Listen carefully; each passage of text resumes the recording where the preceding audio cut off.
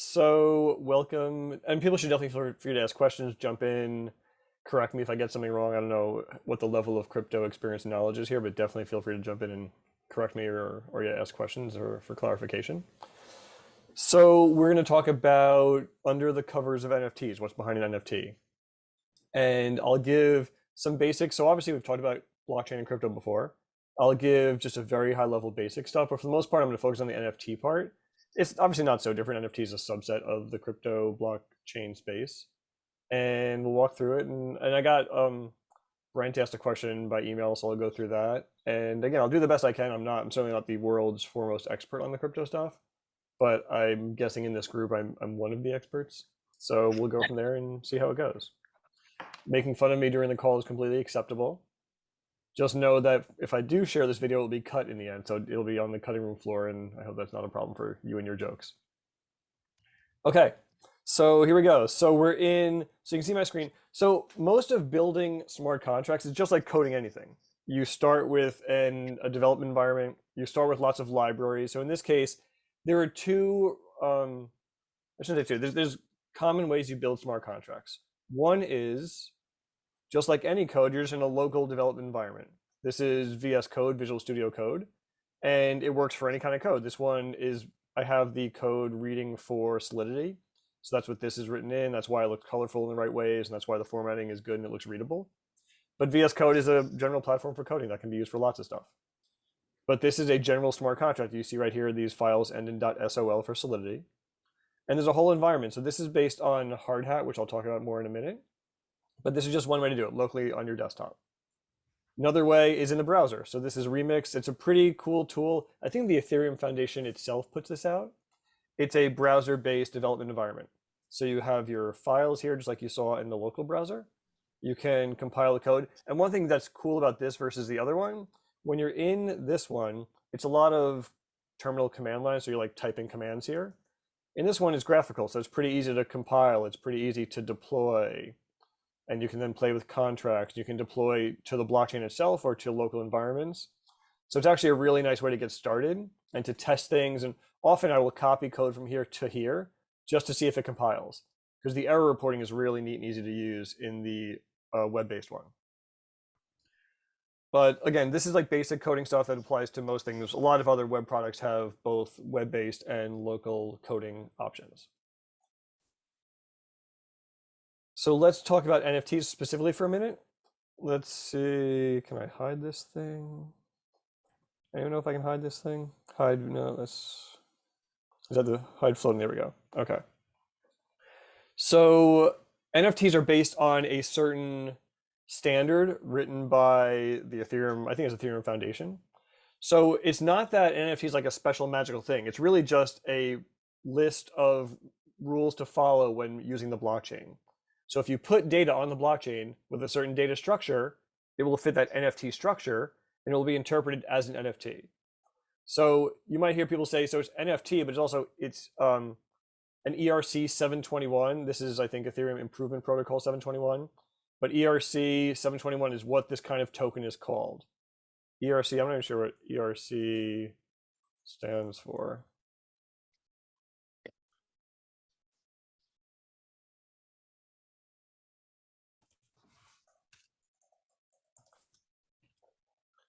Ethereum Request for Comments. So that's what it stands for, ERC. So ERC 721, which you saw, if someone says, hey, I'm going to send you an ERC 721, they're technical, they're just saying I'm going to send you an NFT. It's the same thing. ERC 20 is the fungible token. So when you're buying Uniswap or Compound or any one of there's tons and tons and tons of ERC 20 tokens. Those are just, they're fungible. One is the same as another. You can trade them back and forth, nothing to it. ERC 721, the non-fungible token standard, just means that I'm sending you something that is non-fungible. It's one of a kind. And obviously you use those terms loosely, right? Is fungibility, is fungible really fungible? Who knows? But the main point is that generally ERC 20 fungible tokens, you don't care which one you have. ERC 721 non-fungible tokens, it's supposed to be somewhat special and unique. Obviously you may see some people put out 5 of a kind or 10 of a kind. So it's not exactly that one. You still have a certain ID. So you maybe 2 of those 10. So in some ways it's still unique.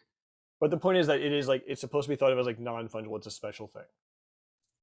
So if you go through here, you can see It just goes through what the contract code looks like. So if you're using code like this, you are creating an NFT, as long as you follow these rules, and they're not complicated. And in fact, there's a way, there's this thing called Open Zeppelin, which is a super easy way to create tokens.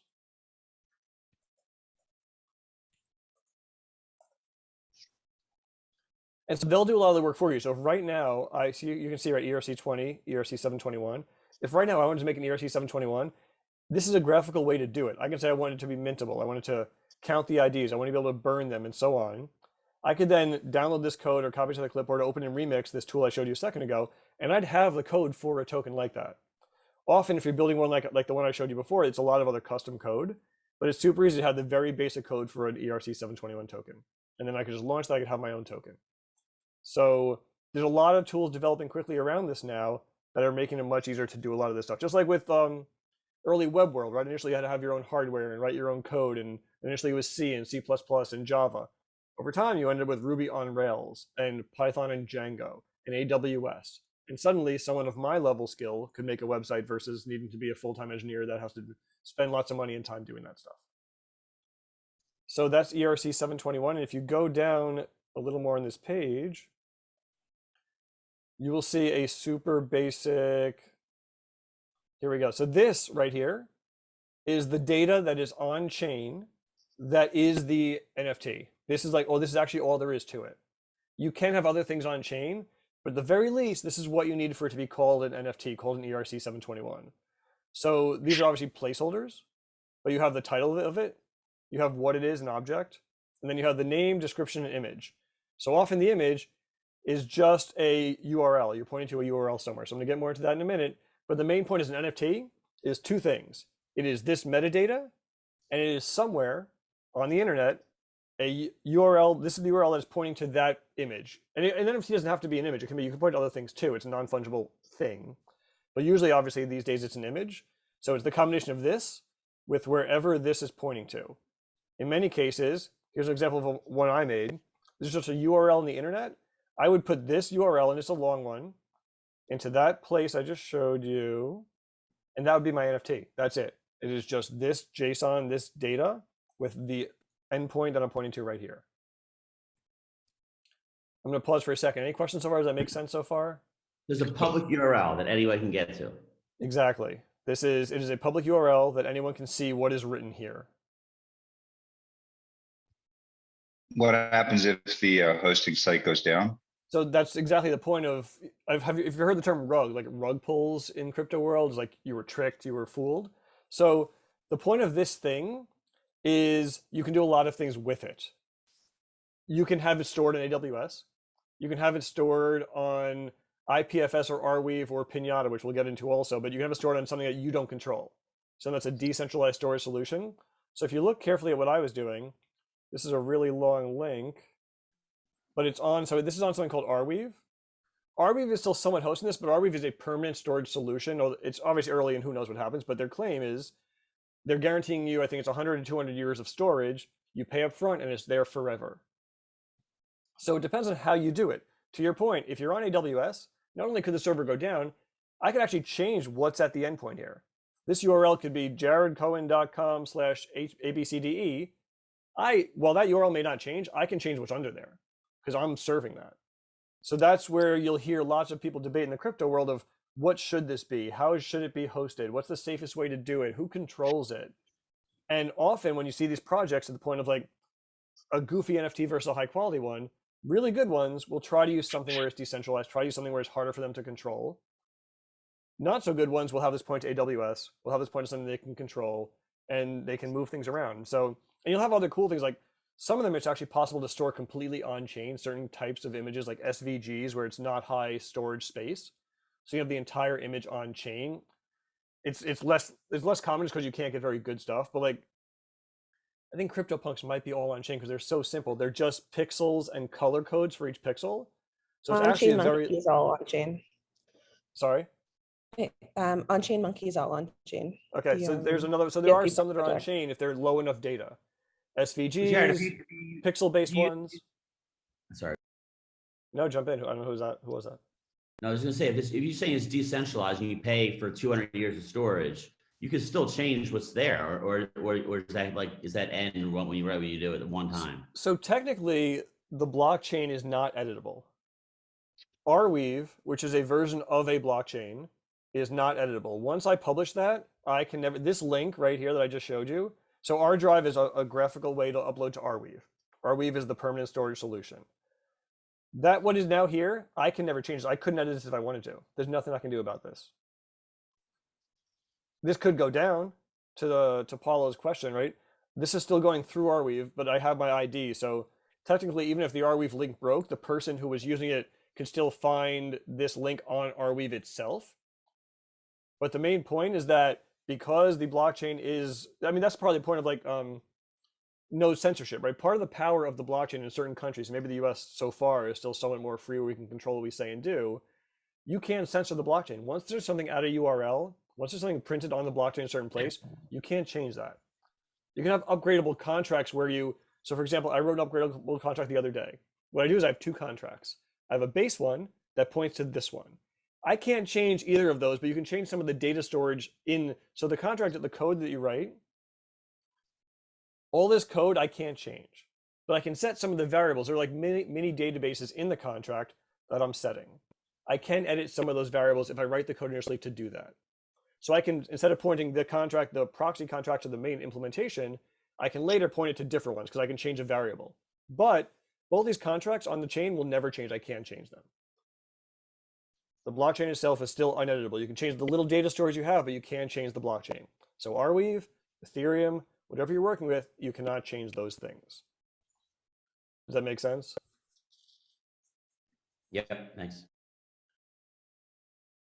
Cool. So let's just look at how it works, right? So I write my code. I have the two ways I showed you. I can write it locally. I can write it in the web-based interface. And then what you do is obviously you send it to the blockchain, you deploy it to the blockchain. So there's different ways to do this. And as I said, Brent was asking some questions about some of this stuff, so I'm gonna give him some tools in a minute. But for deploying, for sending it, you need some sort of way to get there, right? So in Remix, it's actually super easy. Like I mentioned, you compile the code to make it computer readable. And then you actually just click deploy right here, and you either send it to a local environment right here, JavaScript VM, or you can send it to the full blockchain, injected Web3. And based on whatever you're logged into with MetaMask, it will send this code to the blockchain forever, like we talked about. If right now I click deploy, this code will go to the blockchain, it'll be there. There'll be no changing it, it'll be live. So if I show you, I'll show you what, I'm not gonna actually do it, but if I show you what I did, I'll click deploy right here, or yeah, it's already compiled. We'll pop this and it'll charge me a fee because I would now be sending this code to the blockchain. So if the blockchain is going to store this for me, I have to pay someone to do it. There's my fee, right? In this case, it's Matic because it's the Polygon Matic blockchain, not Ethereum. If I click confirm right now, it would send this code it would compile and send this code to the blockchain to be there forever. So you can do that through here. As I said, Remix makes it nice and easy. You can also do it through your local environment. I'm using, in this case, Hardhat. Hardhat's a JavaScript framework for doing smart contract coding locally. Truffle's another example. Brownie is for Python. So there's a lot of these frameworks, again, just like the early internet when the frameworks started popping up, for making this stuff easier to do so that you don't have to be like a full-time expert in every single thing. So with just simple commands like npx run deploy, I can do things that will just send this stuff to the blockchain. The difference, and this is going to get into what Brent was asking, the difference is, so here when I click deploy, Remix handles the deployment. They're running a node of Ethereum or Matic or whatever. They're talking to the blockchain. They're doing it for me. Locally, I have to go through a certain layer. Hardhat will run the code, but then I have to use something like Infura or Alchemy, which have nodes. They're basically running validators, running nodes on the blockchain, and they will then put it on the blockchain for me. So you have to go through those layers, but then once it's on the blockchain, it's everywhere. It's in all the nodes. It's being run everywhere. It's now fulfilling its mission as a blockchain of being a decentralized computer, a computer that runs itself. From there, that code is just running. There's nothing you can do. As I said, you can change the many databases you have, but that code is running itself. I'll pause for a second for questions on that because I know, and it's a little more technical, but I'm going to walk you through some cool stuff in a minute, just to if I give you this baseline.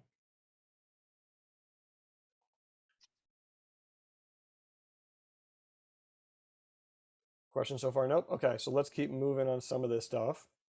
Okay, so we talked about remix. So okay, so let's talk about storage for a minute. So as I said, once it's on the blockchain, it's on the blockchain. There's lots of blockchains out there. Bitcoin and Ethereum are blockchains. So is Arweave. So is Matic. There's a long list of layer 1 blockchains, which are base layer blockchains. Some blockchains built on top of those blockchains. There's blockchains for all sorts of stuff. A lot of stuff is built on a blockchain, like Ethereum has hundreds, thousands of things built on top of them that don't need their own blockchain. Sometimes people want to build their own for various purposes. They want it to be purpose built for a certain thing. But usually Ethereum obviously is, again, the leader, but there's a lot of other ones these days, from Solana or Terra or Phantom. There's like a very long list that keep popping up and they keep getting more and more. Ethereum, again, is the leader today. Who knows what happens, but they have a pretty good head start. They also have the developer community, which is obviously a good place to be. But you have things like Avalanche and other ones that are built on the EVM, the Ethereum virtual machine, so that you can code in the same code and just move it between blockchains, which makes it much easier to move around. So that base layer is what's important.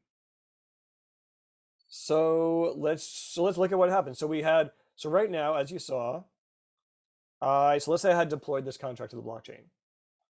This is a view of that contract, the same one I just showed you, live on the blockchain. So again, you can think of this as Ethereum.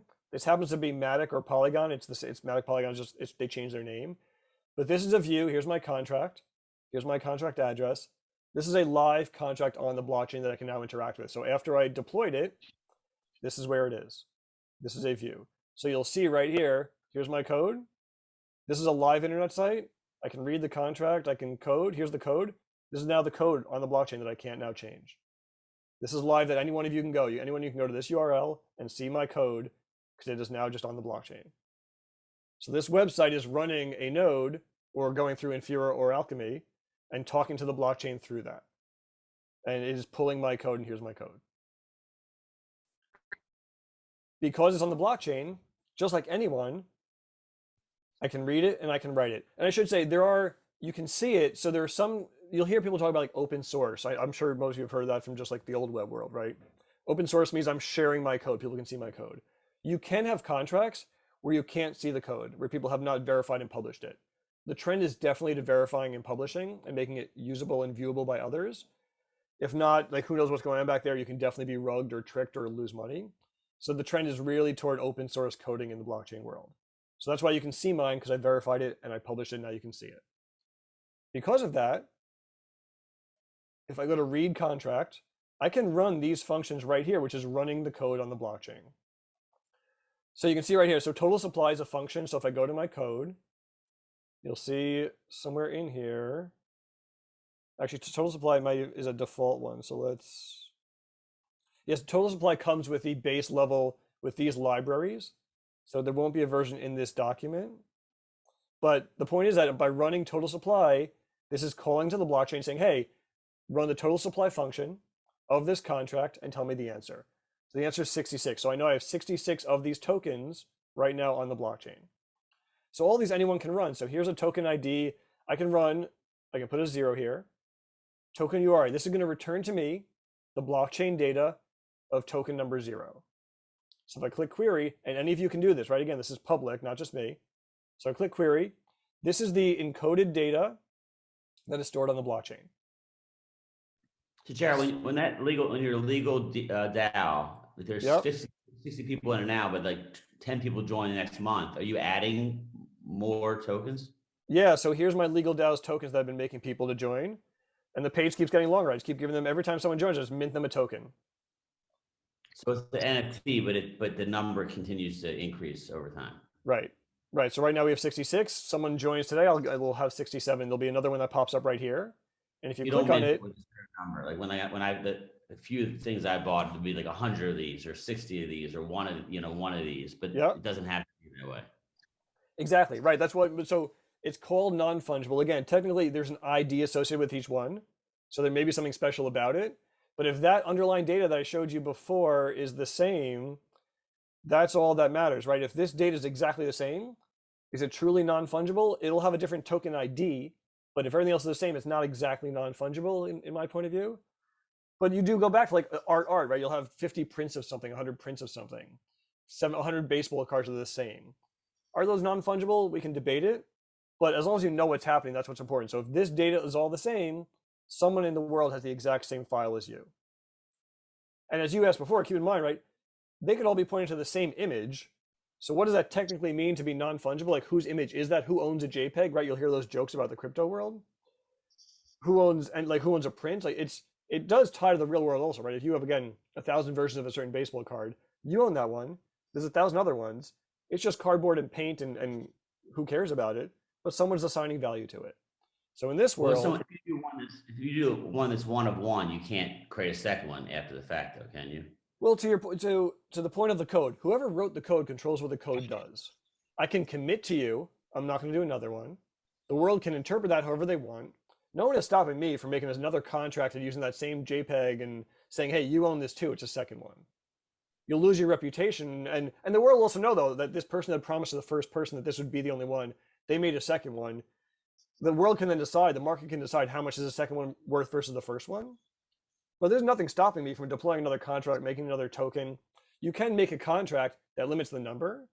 So you can say, I can write my contract right here, and I can say, cap me at 1. But there's nothing stopping me from making another contract that is all the same code with the same JPEG and making it another one. You could point any contract to that same image or file URL. Exactly. Or make another contract, make a copy of that file, and just make a second file. Right? That's again, I get when this was weird for me, and it's still weird for me. Like, what does it mean to own a JPEG where everyone else can have a copy of it, can see the copy? I can make it my profile image just like you can do it. Although Twitter now, I don't know if you saw, but Twitter's announcing that they're going to start tying it. You can only verify it if you pay a few dollars a month, and they'll check your wallet and make sure you own it. But still, no one's stopping me from downloading that file and putting it into my profile picture. So what does it mean to own? It's a good question. The market decides the value. Right now, the value is high in a lot of this stuff, right? If you go to OpenSea and play around, you can see the prices are pretty obscene about a lot of this stuff. But I think that's the point of all of this, is that as long as you know what's happening, you know when you can be tricked or taken advantage of versus when you can't, when you are truly in control. For the most part, people can control these things. Like, people can make another one. They can make another contract, mint another NFT. They are in control of those things.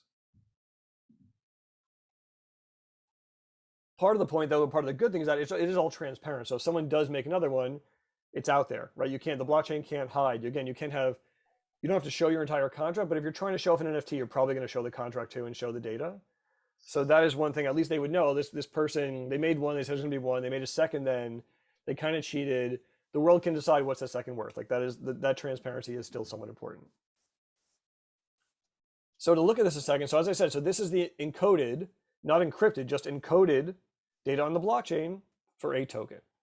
So if I copy this and I go into Firefox and I paste it into the URL bar and I just clean it up a little bit,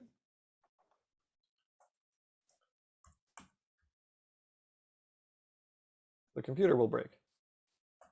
There we go. So you see this, here it is, right? I showed you the JSON. I showed you my other JSON of what one can look like. This is what it actually does look like. This is what the NFT I just showed you. This is what this NFT looks like in just raw data on the blockchain. So this is all that is stored in the blockchain. This is the entire thing that is stored from the code I wrote. This is my NFT. And so you'll see there's a name, a description, an image, an external. So I made some custom data for my purposes, a start date, an end date, a provider ID, a provider name, a work product, because in this case, I wanted to symbolize something, someone's professional accomplishment I want to save to the blockchain. So I have a work product. I can change this data to whatever I want it to be. And you see right here, right? So I have a provider logo URL because I may want to display a logo. And I have this URL, which is what I showed you before, the actual NFT image, the badge. So as we talked about, there you can see the whole thing, right? It's stored at arweave.net. But this is that quote unquote permanent storage where these codes right here, these little strings of data, do point to a permanent storage as of now. So even if Arweave went down, you can still find this on there. We can debate whether it'll be there in 100 years or not, but that is my NFT, right? This is the image. There it is on Arweave. I've decided to do that. This could be AWS. This could be anything in the world, but this is my entire NFT. And as you saw, anyone can go and pull it straight from the blockchain themselves and just look at it in the browser.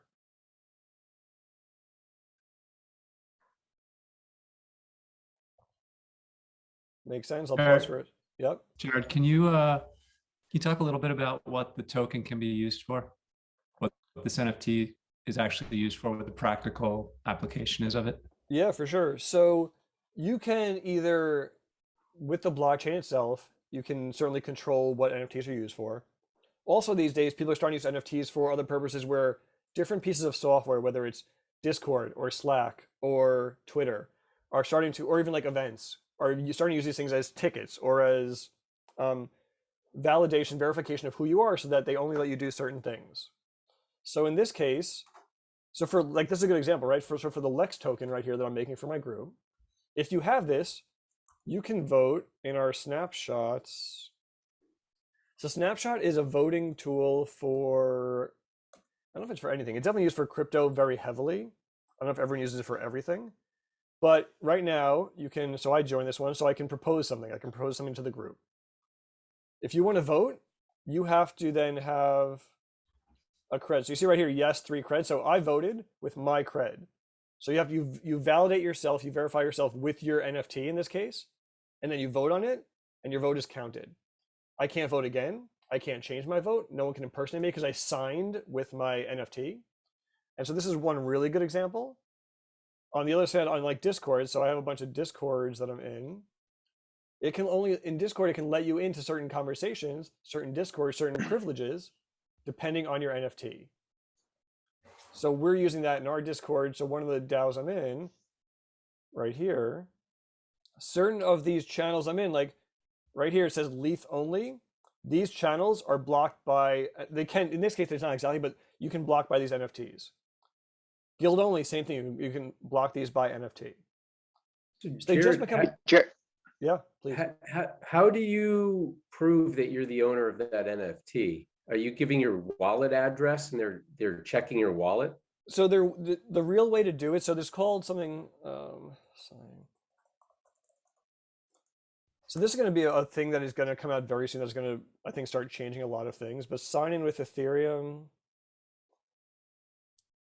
is going to be a thing where you, when you go to a website, you will have one, and some of this is more years down the road, in my opinion. You'll go to a website and you will use Ethereum to sign into every website, the same way you used to use like Facebook or Google as like your authentication tool. I think it's going to become Ethereum. I think a lot of people think it is. Like, again, who knows what happens? But that'll become your authentication tool. So when you go to a website, it will ask you to sign. So let me see if I go back to. So you're not technically giving your public address, because anyone can give the public address, right? I can actually go to, so like OpenSea right here, I showed you this. I can go, as I showed you a second ago, right? Here's about cred.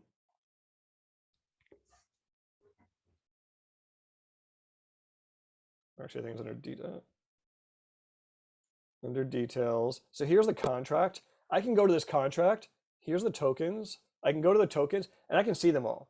So I can see who owns them all. So I can just give someone the public address, and you can't hide that part. So you can't just give your address. What you can do though is, if you have one of these, if you can see all my little tools up here, most of these are crypto wallets. So what you can do is you can have someone sign in with their crypto wallet, the same way you sign a transaction on the blockchain, although now you actually do it without paying fees in some cases.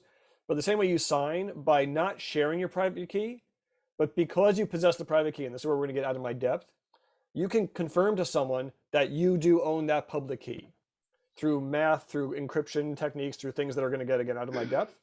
But the point is, I can sign and guarantee to you that public address is my public address. Right. So, Jared, theoretically though, you as the person that can mint those NFTs, you could mint more, put them in different wallets, and then vote multiple times.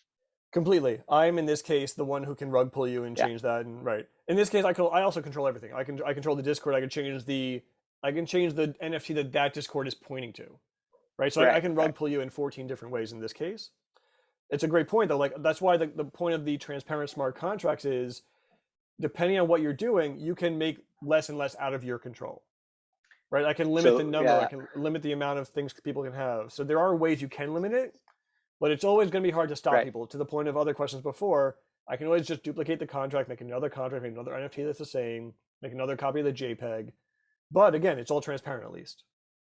Yeah. But theoretically, you could have the limit being 1, have all the uniqueness, and then tied to that NFT with ownership with the wallet, like you said, then I think you could have one vote each. It's tighter. Yeah, yes and no though, because I can obviously make 1,000 wallets to the point and just keep passing those NFTs to other wallets. Oh, that's true. Yeah. Right. Yeah, if you look yeah, at my, yeah, here's my MetaMask, right? yeah. If you look at my MetaMask, I have millions of wallets. If you're willing to pay the gas, I guess. Well, it's free to create a wallet. So no, but to pass it along to the wallets. What do you mean to pass it along? To pass the NFT across wallets. I thought you were saying you would right. So I'd mint one NFT pro. So I'd have to pay the gas to mint an NFT. To mint them though is pretty cheap. So especially on Matic, and that's why we're using Matic. One reason is because it's pretty cheap. It cost me like 5 cents or so to mint one of these. The gas goes up and down, but generally I'm paying 5 to 10 cents to mint one of these. So certainly, and I'm thinking about that. Like when we're doing the snapshot voting, we're going to manage our budget through this thing. I'm wondering, like, what if someone joins the group 20 times? They do have to spend $300 to get in. What if our treasury has $1 million in it, though? They could do things like this and try to get in. So it is a lot of DAO governance. You hear the term DAO, Decentralized Autonomous Organization. DAO governance has goofy things going on. Like Uniswap, for example. You've heard of Uniswap. It's a decentralized exchange where you can change trade tokens. So uniswap.org. I could go in here. I could launch the app. I can then trade tokens, right? I could trade USDC for ETH or whatever else I want to trade for. This is run by a DAO. They have billions of dollars. You can go, anyone can join and propose things on their voting mechanism to get money from them from that budget. There was a group that proposed I think it was like a Harvard MBA group that proposed an educational program, asked the DAO for like $10 million and got it. Just because like people weren't paying attention, didn't know they have billions and billions of dollars, such a small percentage. But you're seeing goofy things like that happen in DAO governance now because there's so much money and there's no history. People are like guessing what's the best way to do this. Oh, let's do a snapshot vote. Let's do a decentralized DAO in some other way. Let's have a smart contract that runs it. And so people are learning fast and trying to avoid these things, obviously. But that's how a lot of this stuff is running. They're DAO-based votes, whether snapshot or otherwise. So the point of snapshot, so now I logged out, right? So now if I connect my wallet, I'll go to MetaMask. So it actually knows me because it's cookied me, but if not, it would have asked me to sign in. You saw it just went straight to the wallet. But often it'll say choose a wallet and you'll do it that way. But either way, it now knows for this public address right here, I've guaranteed that this is me. That here I'm back to the blockchain. There's my public address. Because I signed it with my MetaMask, it knows I control this wallet. I have the seed phrase, I have the private key. I can share those things, but if I don't, I am in control. No one can get those things. Assuming cryptography holds up, which it has for a while, but with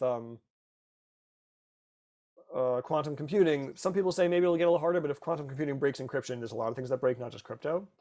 But the point is, like the way cryptography works right now, this is only me unless I've shared that private key. So you can use this for anything. I can use it for voting. I can use it for signing into email. Whatever it is, I can use that NFT or just my wallet, right? You don't need an NFT for this. But the point is that if the NFT is in that wallet, you can use both, right? You can say, okay, this is my wallet. Let me check. Oh, the NFT's in there. Okay, let me give this person access. Let me let this person vote, and so on.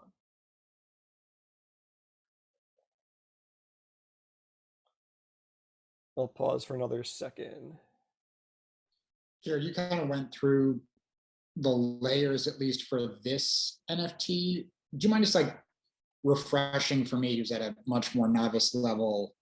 You've got a blockchain, you've got Ethereum as one of a couple different ways to write a smart contract to it. And then you've got a storage layer, and then you've got different providers to actually create the token. I was trying to like create a mental model for the layers and how many are single provider versus like a sea of different options. Yep.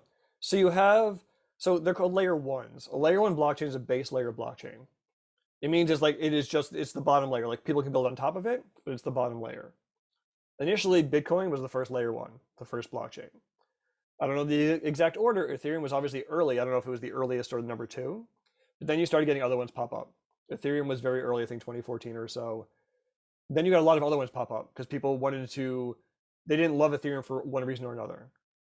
You got Solana, you got Terra, you got Avalanche, you got Phantom, and the list goes on and on. But there's a ton of them now. They're layer ones. Their own blockchains. They're completely separate from each other, right? You have one over there, one over there, one over there. They're just run separately. Separate people are nodes for them. Separate people are validating them. There could be different mechanisms for the code for validation, whether it's a proof of work, proof of stake, proof of history, all these other things. The point is that that's the bottom layer. That's the thing that is the computer that's running itself, the base layer of the blockchain. From there, so we'll talk about the Ethereum blockchain for a second. You have all the nodes. So right now, Ethereum's proof of work is going to convert to proof of stake.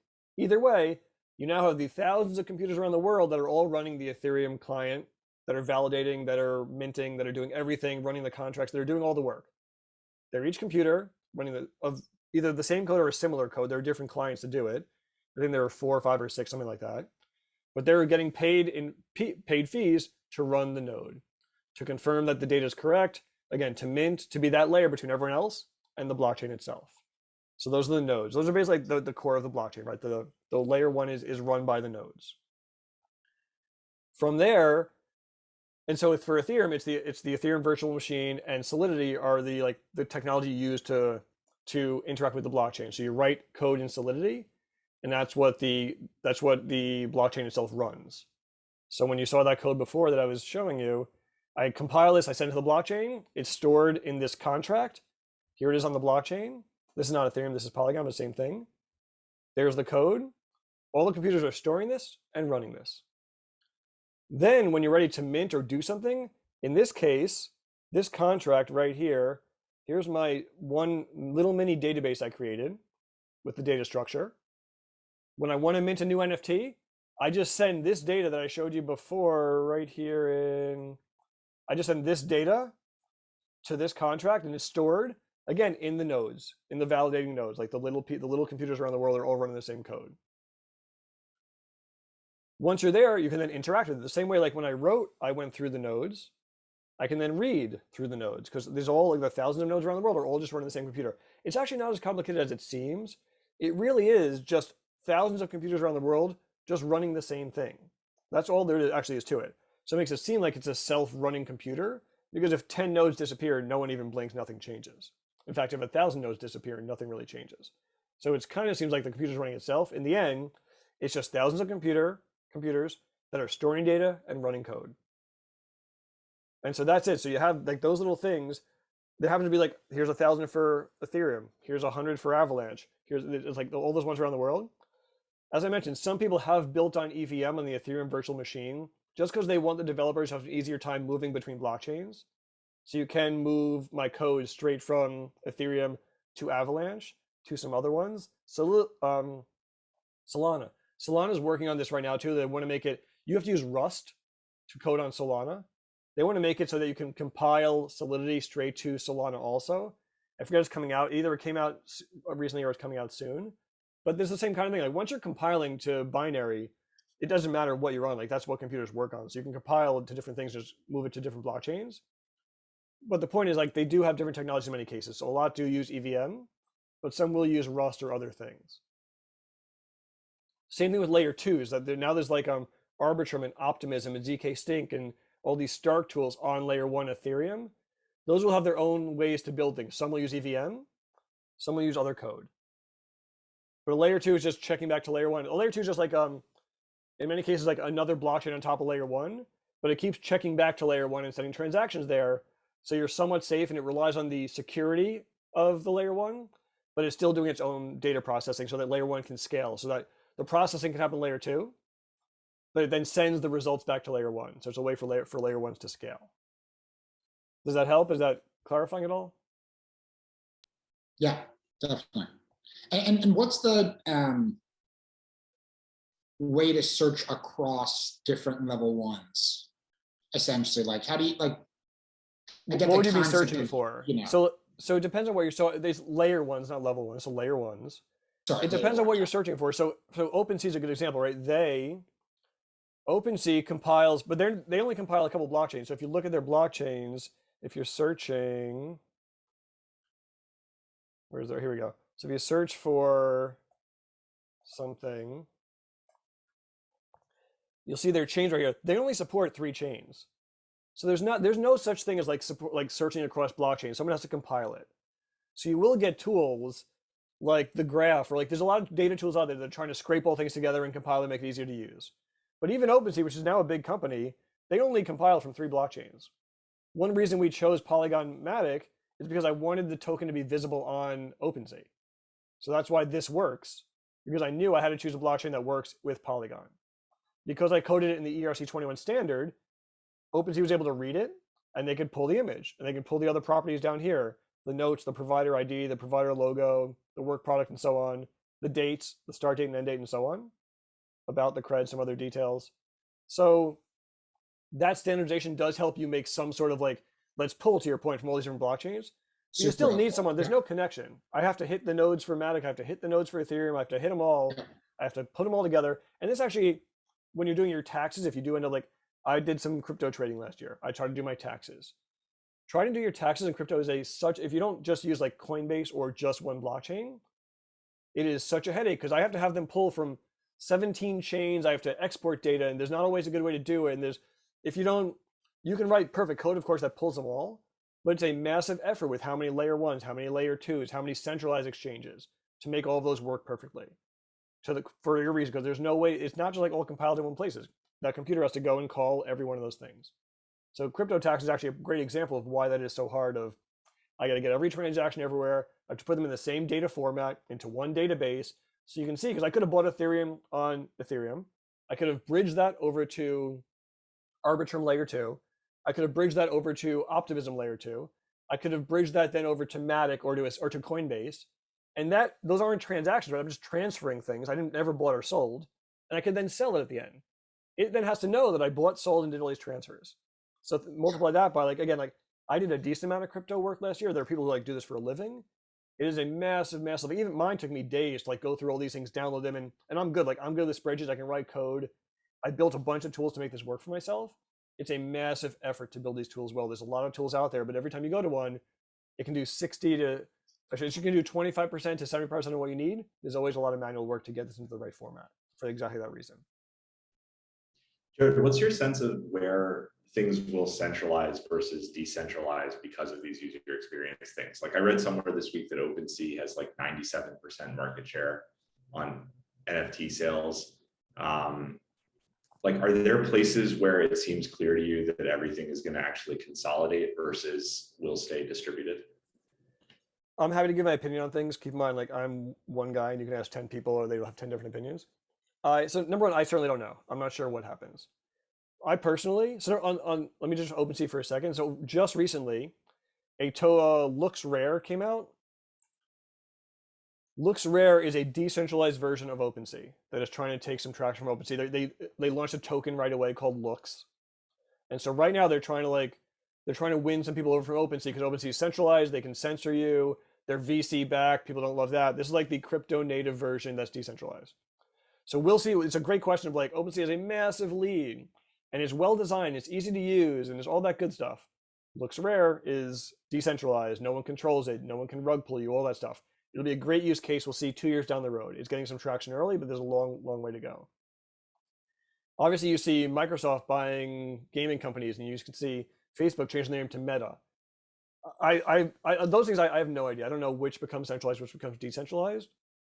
I feel very strongly, and I could be completely wrong, that Ethereum will remain the center and will be the center for forever. Not to say forever, but for the next 10 years, I think Ethereum will be the way this stuff happens.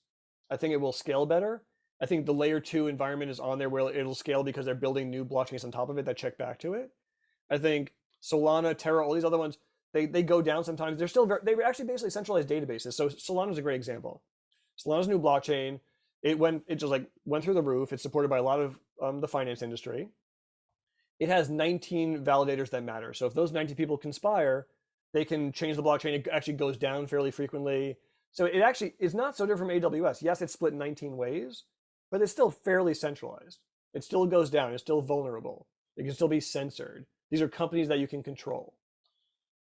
I think that decentralization will still be a principle of crypto for a very long time. Some people won't care as much. They just want to use something that's fast. But again, Solana's also not working as well. And a lot of the blockchains aren't also. So I'm a very big believer that Ethereum will be the base layer of a lot of this stuff. Purpose-built layer 2s will be built on it. So you're seeing that with Arbitrum and ZK Sync and Optimism and lots of other ones, where one will be for trading, one will be for NFTs, one will be for smart contract execution. They'll all check back to Ethereum, so they'll all be secure because Ethereum will be the base layer of security. Because to have a secure decentralized blockchain, you need thousands and thousands of nodes, which is what Bitcoin and Ethereum have. No other one has that. No other one has even close to that level. But they shouldn't need it. There's no reason why Solana and Terra and these other ones couldn't be a layer 2 on top of Ethereum, not have their own blockchain, and still do what they want to do. So I don't know. And again, this stuff's being figured out, so I could be completely wrong. But I think over time, people will realize I don't need to validate. I don't need my own node. I just need a layer 2 on Ethereum, and then I can be as fast as I want, as cheap as I want, and have all the other benefits I have, and still be decentralized so people trust me. So that's my current thinking, and my money goes to that. Like I'm in the layer 2s, I'm in Ethereum more than other stuff. I also bought a decent amount of Solana and Terra, and to be fair, those two were my best investments last year by pretty far, because they were new, because they had way more room to grow. But long term, when I go for like the quote unquote less volatile, more stable tokens, which again is a relative term, I still think Ethereum is like a more stable one to go with long term. It's a somewhat safer bet. Who knows? Like it's all really early and experimental, but that's my personal take. And again, like I think there's a lot of the world that thinks that, but there's, a lot of the world's been wrong before.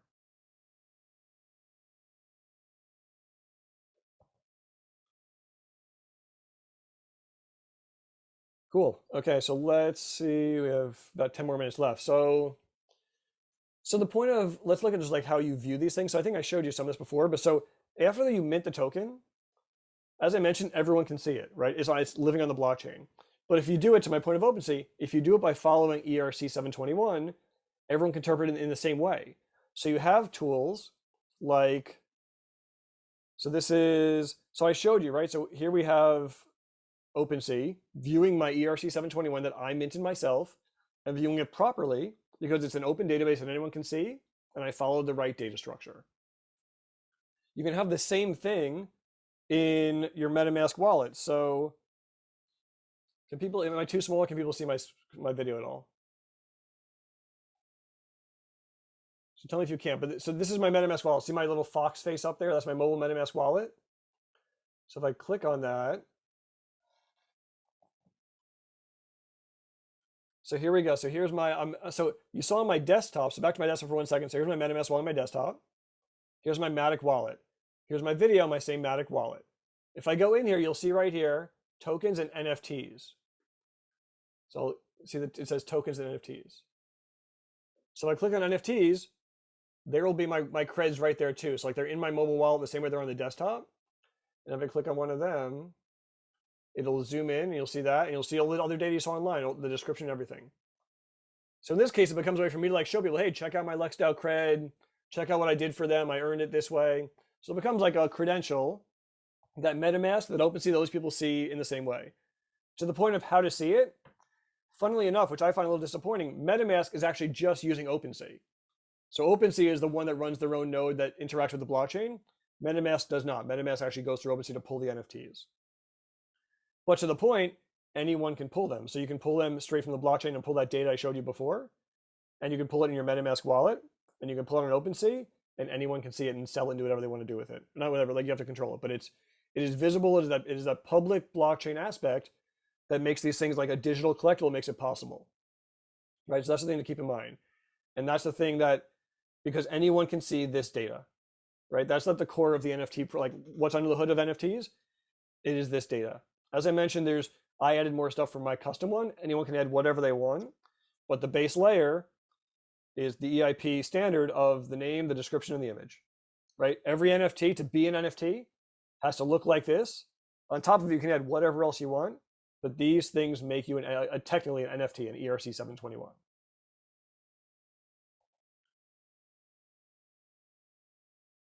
So I'll go back to a few other things related to it. So when you do these things, there are a few, when you're using OpenZeppelin, the OpenZeppelin wizard, it comes with, and even in general, like there's, when you in these standards right here, there's a lot of general functions that come with, like transferring, asking the balance for something, approving someone else to transfer for you. There's a bunch of different functions. And in here, you'll see, I'll just deploy this for a second to a test environment. And you'll see down here, I can now interact with it. So here's all the functions that came with my NFT. So I can look at the total supply. In this case, it's 0 because I just deployed this contract locally, so there are none so far. But I can get the token URI. The token URI was the data I just showed you a second ago. The symbol of it, which is cred, the price it costs to mint one, who the owner is, what the name is, all that stuff. And I can mint right here. If I put in data right here, I can mint one right now also. I can also burn it. So if it's my token, I can just make it disappear from the internet. I can make it go away. You can allow that or not allow that. Generally, you want to allow it because people don't have to have it if they don't want to have it. But I can send any one of you a token to have your public address, and there's nothing you can do about it. It would just be in your wallet for people to see. People did this with like this Vitalik Buterin, who founded Ethereum. People would send him tokens and then tweet, "Hey, look, Vitalik has my token," to try to get people to buy their token.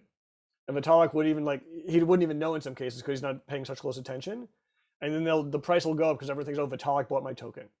So you can just send these to a public address and do that. But if you let people, they can also burn them. So here's all the things. So the purple ones are to read the blockchain. The orange buttons are to write to the blockchain. So I can approve someone doing something with my NFT. I can burn my NFT. I can make a new NFT. I can just renounce ownership and leave it there, but remove it from my wallet. I can transfer it. There are just different ways to transfer it. I can set the new price. So only I as the owner. So if you look here, the code, set price, it says only owner in the code. That means only I as the owner of the contract can set the price. Again, transferring ones, and I can withdraw. So after you mint, I can withdraw to my wallet the money that you paid to mint. So you'll see a lot of NFTs where it costs some money to mint. There's the gas fee you pay just to create something on the blockchain.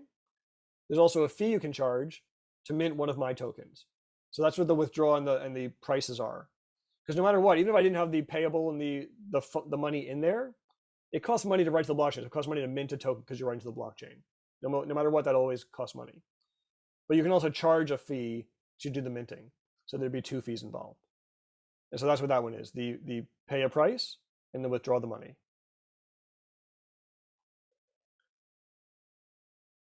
Okay. I'm going to pause again for a second, but we're also almost out of time. I think that's most of the NFT stuff anyway.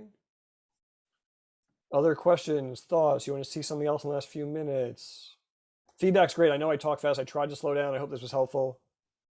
I usually like to try to find ways to make fun of you, Jared, but I think that was a really nice mix of deep granularity on the technical side and a high-level overview of the world. So I, for one, thank you for that and appreciate your depth and breadth coverage. Thank you for your kind words. They even mean even more coming from you. Question for you. What about storage? We talked about how there's specialty storage coming up. Why would you need specialty NFT storage versus just Amazon Web Services or a typical digital asset management system? Yeah. So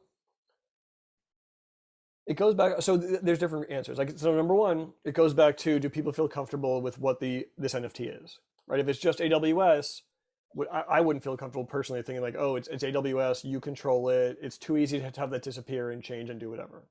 So personally, I think over time we'll see more things and you asked about Pinata. Pinata is still somewhat centralized because they're really just storing it for you, but they're storing it in decentralized storage. So it's kind of like a funny hybrid. In my opinion, the reason you do it is things like Arweave. Arweave is supposed to be an improvement on Filecoin and on AWS in that, again, their claim is, and it's early, it is forever storage, forever meaning 100 plus years. You pay your 3 cents now. When I store that token, I pay my 3 cents now. And it's unchangeable. It's uncensorable. It's there forever at that URL with that ID. But is Arweave like a VC-backed company, or is it totally? Arweave. So USV is an investor. I think there's at least USV, but Arweave definitely has venture investors. They already had their token offering. So at this point, I own a bunch of Arweave tokens that have done fairly well, not great, but pretty well. But you can all buy Arweave tokens. You can invest in Arweave. And so I think it's a good bet.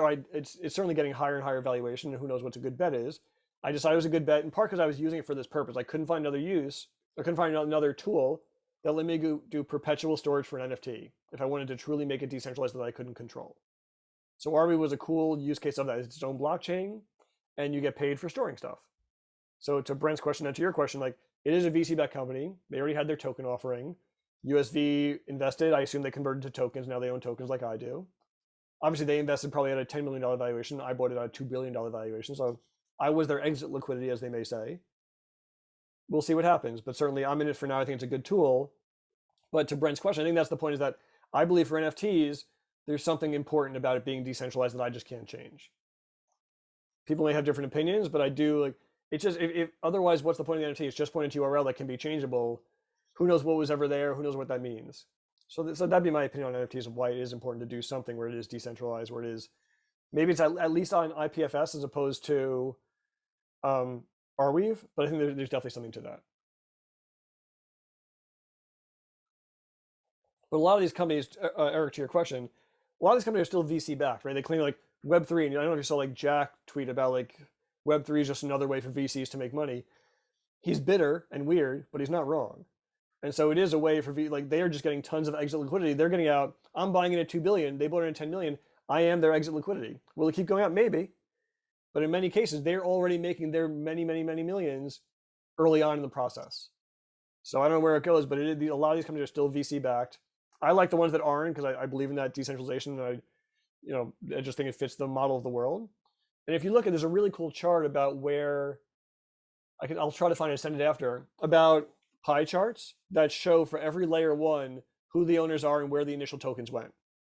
And so things like Solana had like, I don't know, some very high percentage, 89% went to the investors in the team. Other ones like Phantom or Ethereum were way higher percentage miners and initial offering where anyone could buy in. So there is like, you'll see those people debating like what's better, what's worse, what's growing faster, what's growing slower. And people like have some theories that it's based on the decentralization. Was that true? We'll see. But I do think those pie charts are pretty cool to look at.